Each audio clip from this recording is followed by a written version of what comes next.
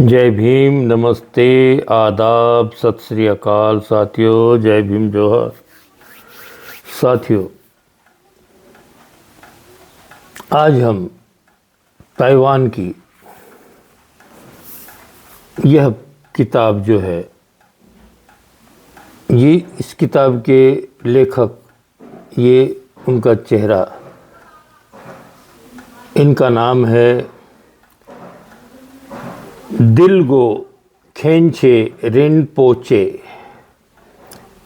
इनका जन्म 1910 में हुआ और इनका निर्वाण 1991 के लगभग हुआ है।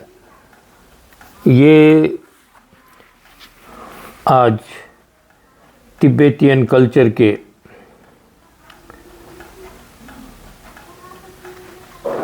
जो धम्मगुरु हैं, विश्व में प्रसिद्ध पूजनीय दलाई लामा जी, ये उनके गुरु हैं।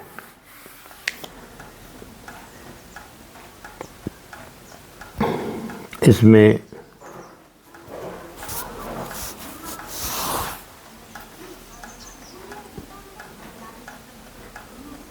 सैमद्रुप शेरिंग जी ने अपना मनोगत व्यक्त किया है। पब्लिशर ने, जो पब्लिकेशन के सर्वे सर्वा हैं, शायद सैमद्रुप शेरिंग जी, उन्होंने यहाँ इंग्लिश में लिखा हुआ है। उनके विषय में थोड़ी सी जानकारी दी हुई है। Dear sir, we are deeply appreciative of your wonderful efforts to help the spreading of the Buddha's teaching through support the free distribution of Buddhist teachings and book all over the world as part of an effort to receive the Buddhist teaching in their birthplace, the sacred land of India। पवित्र भूमि है भारत की। ऐसे Buddhist culture में और विश्व के सारे Buddhist लोग मानते हैं, भगवान बुद्ध को अपना गुरु मानते हैं। उनकी बताए हुए मार्ग पर चलने की कोशिश करके लोग अपना जीवन सुखी कर रहे हैं।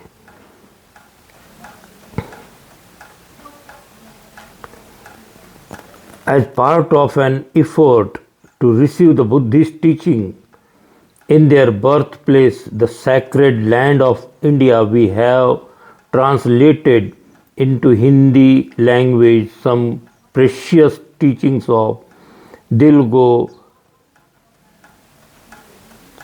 Khyentse Rinpoche on mind training।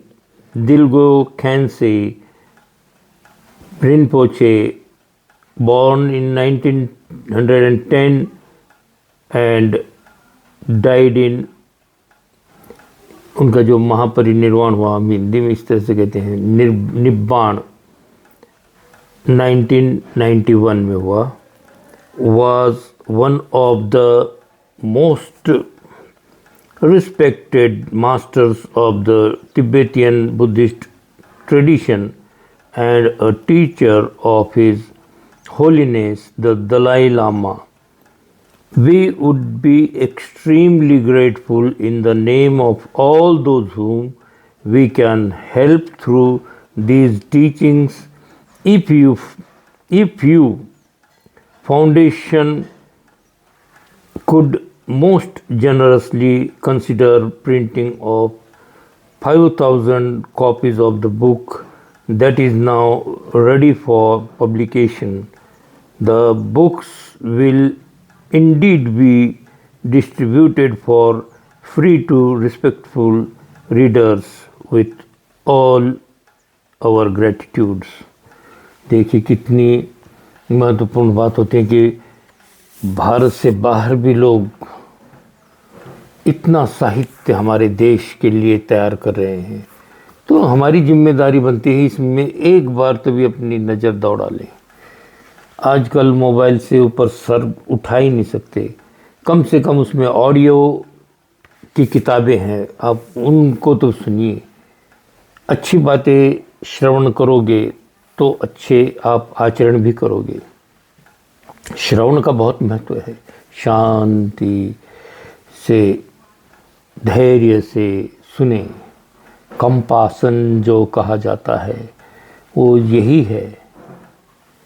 धैर्य की कमी है वही लोगों में। हमें जहाँ जो साहित्य मिले उसका अध्ययन करना चाहिए। वो अपने लिए अच्छी बातें कहता है तो उसे अपने साथ सहेज कर ले चलिए। जो अगर आपके काम की नहीं लगती आप उसे रख दीजिए, किसी न किसी के काम वो आएगी। लोग उपन्यास अपने पास रखते थे, अपने करीब रखते थे, इसलिए उन्हें उपन्यास कहा जाता था।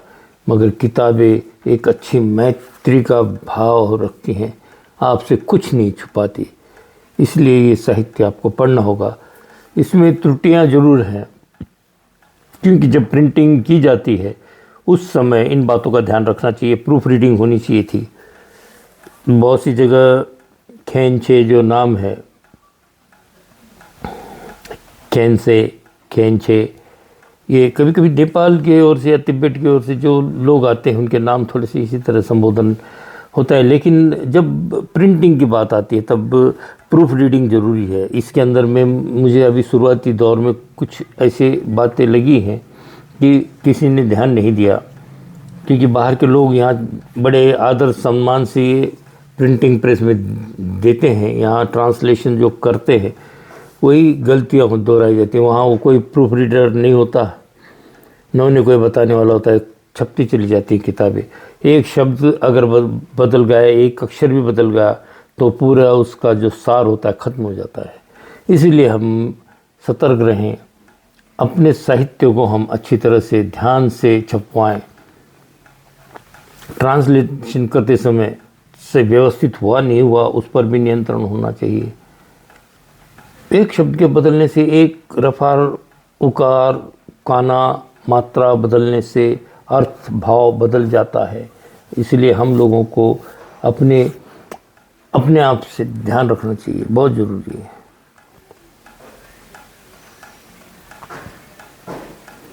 हम लोग सतर्क रहकर अच्छाई से अच्छी चीज़ें लोगों तक भेज सकते हैं, उन्हें अच्छी तरह से समझ में आई ये बातें। मैंने सुबह 5 बजे से उठकर कई इसके अंदर की बातें पढ़ी है। शुरुआत से ही मैं पढ़ता हूँ कि 2 शब्द यहाँ से शुरुआत होती है मेरी। ज़रूरी है कि उसके विषय में लिखने वाला क्या लिखता है, जो प्रीफेस होता है वो क्या भावना रखता है लेखक के प्रति, वो भी देखना ज़रूरी होता है। अनुवादक की ओर से क्या होता है और लेखक के मनोभावना, इसके बारे में समझ में आती है कि वो क्या करवाना चाहता है। इस किताब का उद्देश्य भी समझ में आ जाता है कि ये क्यों छपवाई गई है किताब, इसका कुछ समाज के प्रति योगदान है, ये किस काम आएगी। तो इसके अंदर ज़्यादातर ध्यान साधना का विषय लिया गया है, क्योंकि आजकल के भाग दौड़ में चित्त की जो गति है वो बढ़ गई है, लोग बेचैन हो गए हैं। तो वो उद्विग्न मन की स्थैर्यता के लिए अगर मन स्थिर हो और चंचल ज़्यादा इधर उधर न दौड़ता हो तो स्थिर रहने के बाद हम वो मनोविकारों को निकाल सकते हैं बाहर।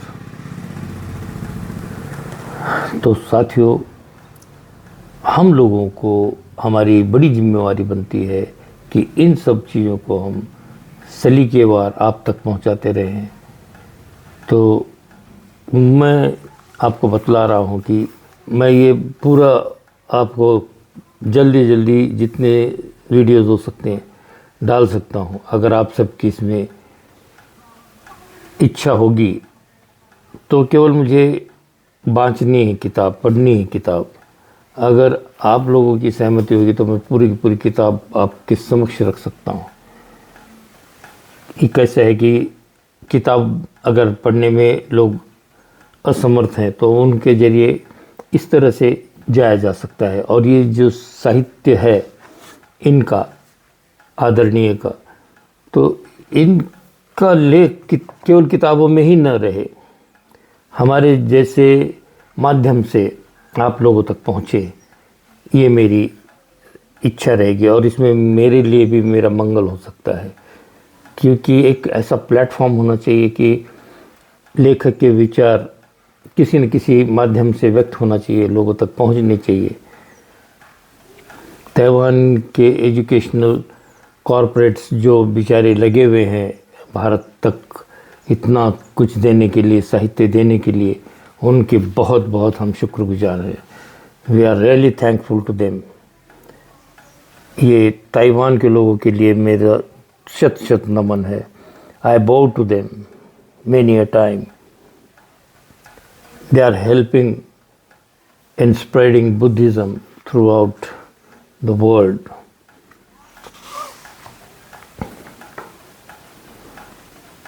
हम लोगों को उनकी अच्छाइयों के बदले में अच्छाई मिले, उनके लिए कम से कम हम मंगल कामनाएं कर सकते हैं। हम लोग बुद्धिस्ट हैं तो हमें अपने कल्चर का भी ध्यान रखना ज़रूरी है। आज के दिन इतना ही, मिलते हैं अगली वीडियो में। अगर आपको अच्छी लगती है मेरी बातें तो लाइक और शेयर करते रहें। साधु साधु साधु।